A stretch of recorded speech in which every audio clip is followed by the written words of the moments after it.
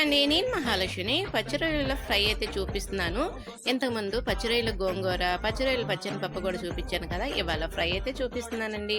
ముందుగా పచ్చి రొయ్యలని ఉప్పు, పసుపు వేసుకొని ఉడకబెట్టుకోవాలి. తర్వాత కళాయి పెట్టుకొని తగినంత ఆయిల్ పోసుకొని ఉల్లిపాయ, పచ్చిమిర్చి ముక్కలు వేసుకున్నాక పసుపు, ఉప్పు, కొంచెం అల్లం పేస్టు, కొద్దిగా కరివేపాకు వేసుకొని ఉడికించాలి. అవి మగ్గిన తర్వాత ఉడకబెట్టుకున్న పచ్చి రొయ్యలను కూడా ఇందులో వేసుకొని చక్కగా మంట మిడిల్లో పెట్టుకొని ఫ్రై చేసుకోవాలి. మసాలా అంతా రొయ్యలకు పట్టాలి.